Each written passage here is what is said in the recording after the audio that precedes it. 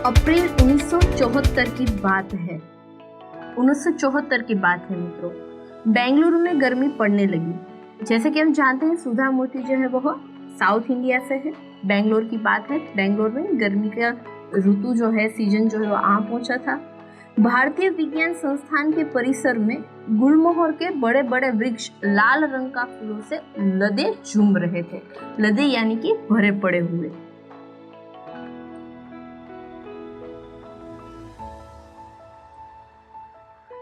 एक संस्थान है जिसका परिसर यानी कि उसका आंगन, परिसर जो है वह कौन सा है? भारतीय विज्ञान संस्थान।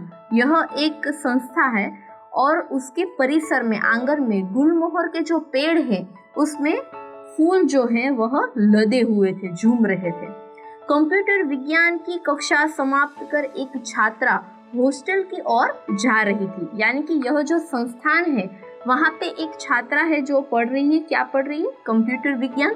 और अपना वर्ग खत्म होने के बाद वह वहाँ से निकल रही थी, जा रही थी, और उसकी दृष्टि जो है वह एक नोटिस बोर्ड पर पड़ी। वहाँ पर एक विज्ञापन था। विज्ञापन यानी कि एडवर्टाइजमेंट जिसे हम कहते हैं, वह नोटिस बोर्ड पर उसकी नजर जाती है जहाँ पे एक विज्ञापन होता है, एक जाहिर खबर होती है, एक एडवर्टाइजमेंट होता है। यह विज्ञापन प्रसिद्ध ऑटोमोबाइल कंपनी टाटा कंपनी, जो आप सभी लोगों ने भी सुना होगा, जो भारत की बहुत ही प्रसिद्ध कंपनी है, टेल्को। यह टाटा कंपनी जो है इसमें नौकरी इच्छुक के लिए यह विज्ञापन था कि भी किसी को नौकरी चाहिए तो नौकरी इच्छुक वर्ग के लिए यह विज्ञापन दिया गया था। कंपनी को योग्य और परिश्रमी इंजीनियर की आवश्यकता थी। यानी कि जो विज्ञापन है वह किसके लिए थी? इंजीनियर के लिए थी। और प्रस्तुत जो छात्रा है वह भी कौन से क्षेत्र में काम करती थी? कंप्यूटर इंजीनियरिंग में काम करती थी। उसने देखा कि इसमें इंजीनियरिंग करते हुए और इंजीनियरिंग क्षेत्र में काम करने के लिए नौकरियात की ज़रूरत है। उनकी नज़र भी जाती है। अब बात यह होती है कि उन्हें योग्यता, जो जिसने इंजीनियरिंग किया हो और साथ में कैसे हो? परिश्रमी हो, ऐसे लोग की जरूरत थी।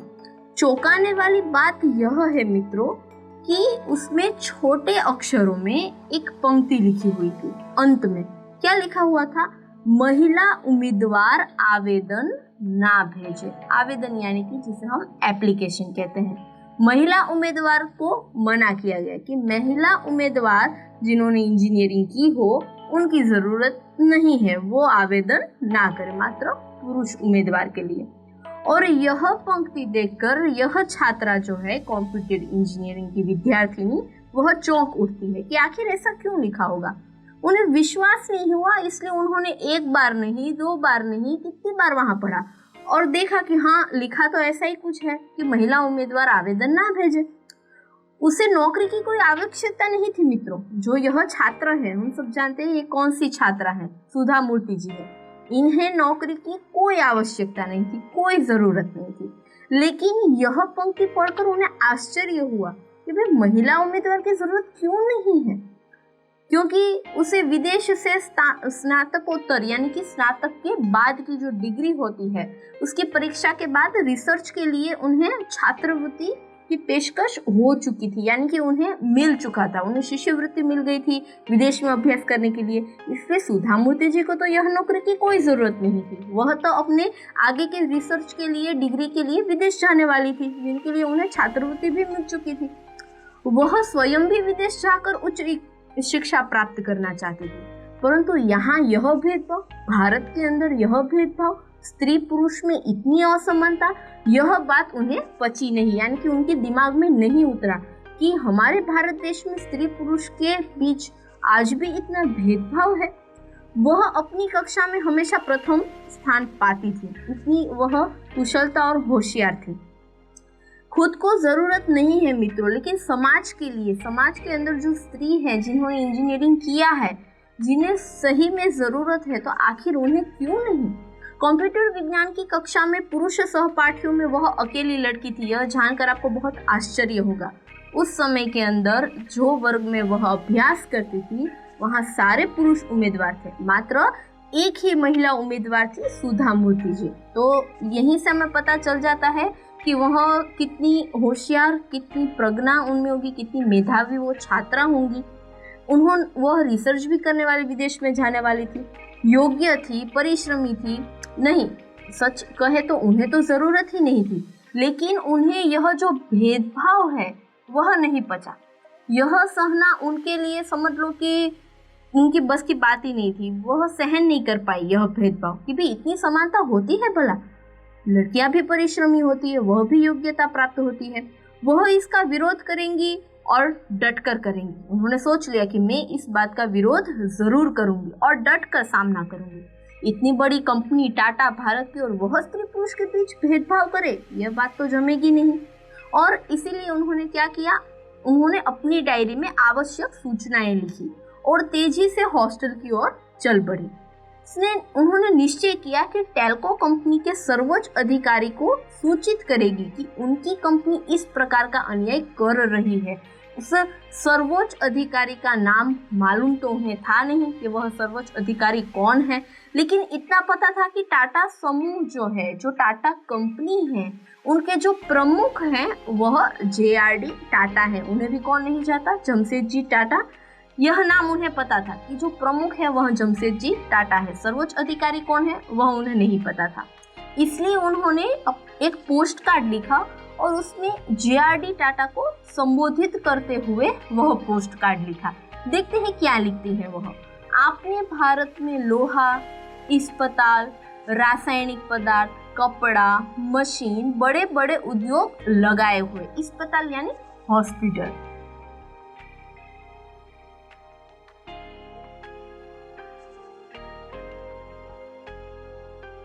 भारत में खासकर साउथ इंडिया में टाटा कंपनी के बहुत सारे हॉस्पिटल्स हैं। यानी कि यह ऐसी नामांकित कंपनी है कि जिसने ना केवल उद्योग लेकिन सामाजिक कार्य के रूप में भी काम किया हुआ है। ऐसी प्रतिष्ठित कंपनी है यह। तो सुधा मूर्ति जी कहती है कि भाई आपने तो रासायनिक पदार्थ, कपड़े, मशीन वगैरह कितने सारे उद्योग आपने लगाए हुए हैं। भारतीय विज्ञान संस्थान की भी आपने स्थापना की है। यानी कि JRD टाटा ने शैक्षणिक क्षेत्र में भी योगदान दिया हुआ है और उन्हीं की संस्था में प्रस्तुत छात्रा पढ़ रही हैं सुधा मूर्ति जी कि भारतीय विज्ञान संस्थापन की जो आपने स्थापना की है, तो मैं भी उसी में पढ़ाई कर रही हूँ। आपने जो योगदान दिया है, सौभाग्य से मैं इसी संस्थान में पढ़ रही हूँ। लेकिन मैं हैरान हूँ कि टेल्को जैसी बड़ी कंपनी स्त्री पुरुष के बीच भेदभाव कैसे कर सकती है। 10 ही दिन में इस प्रकार पोस्ट कार्ड लिखा सुधा मूर्ति जी ने JRD टाटा को संबोधित करते हुए। 10 दिन में कंपनी ने उन्हें तार भेजा। अब बात 1974 की है, तो टेलीफोन वगैरह इतना विकसित नहीं हुआ था, तो उन्हें तार लिखा गया और उन्हें कंपनी के खर्चे पर पूना शहर बुलाया गया। किस चीज के लिए? साक्षात्कार। साक्षात्कार का मतलब होता है इंटरव्यू। अगर हिंदी में बात करें तो साक्षात्कार का मतलब होगा मुलाकात। उन्हें मुलाकात के लिए, इंटरव्यू के लिए वहां बुलाया जाता है कंपनी के खर्च पर। कहाँ? पूना शहर में। आवश्यक तैयारियों के साथ यह लड़की जो है वहां पूना पहुंच गई और साक्षात्कार यानी कि इंटरव्यू प्रारंभ हुआ, शुरू हुआ। काफी तकनीकी प्रश्न उन्हें पूछे गए जिनके सही सही उत्तर सुधा मूर्ति जी बताती गई।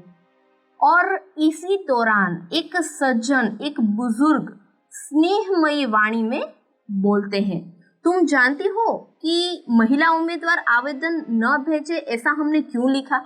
आपको इसका कारण पता है कि हमने ऐसा क्यों कहा कि महिला उम्मीदवार हैं वह आवेदन ना करे? इसका कारण पता है तुम्हें? ऐसा हमने क्यों लिखा था?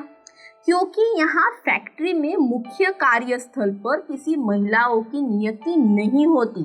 जो फैक्ट्री है जहाँ पे काम चलता है वहाँ प्रमुख के तौर पर हम महिलाएं नहीं रख सकते। तुम्हारी जैसी मेधावी लड़कियां, मेधावी यानी कि तेजस्वी, लेकिन तुम्हारी जैसी अगर कोई तेजस्वी, मेधावी, होशियार कोई लड़की हो तो अनुसंधान शालाओं में जाकर कार्य करना चाहिए। इस क्षेत्र में मुझे भी सोचना पड़ेगा। मुझे नहीं पता था कि हमारे देश में हमारे शहर में ऐसी भी लड़कियां हैं जो तकनीकी क्षेत्र में इतनी मेधावी हैं, इसलिए हमने ऐसा लिखा हुआ था। लेकिन हमें कहीं से तो शुरुआत करनी ही होगी महिलाओं के लिए कि महिला भी इंजीनियरिंग क्षेत्र में आगे बढ़े। और उस वृद्ध सज्जन ने मुस्कुराते हुए कहा, ठीक है, यह शुरुआत तुमसे ही की जाए।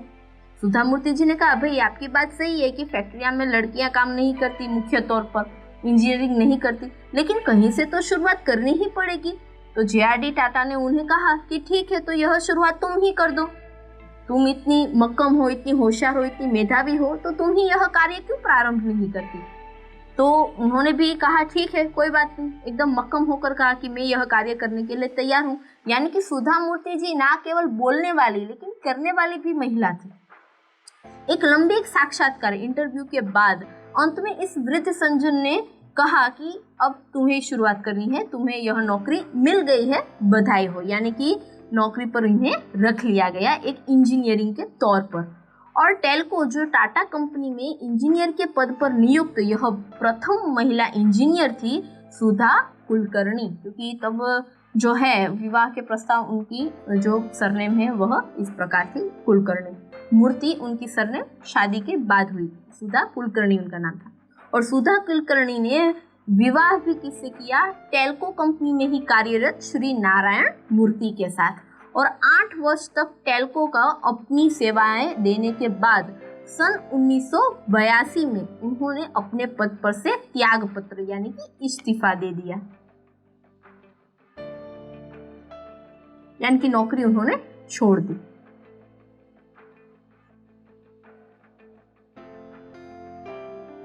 राजीनामा जिसे हम बोलते हैं वह त्याग पत्र दे दिया, ठीक है। यानी कि 8 साल तक उन्होंने इस टाटा कंपनी टेल्को कंपनी में अपनी सेवाएं दी। और वहीं के टेल्को कंपनी में कार्यरत श्री नारायण मूर्ति के साथ उनकी शादी भी हुई। और बेंगलुरु में अपने पति श्री नारायण मूर्ति के साथ इन्फोसिस कंपनी खोली। जो मैंने आपको बताया कि इन्फोसिस कंपनी की चेयरपर्सन जो है वह सुधा मूर्ति है, क्योंकि यह कंपनी उनके पति श्री नारायण मूर्ति ने खोली, जो उनके को-फाउंडर है। और इसलिए फिर वहीं वह काम करने लगी।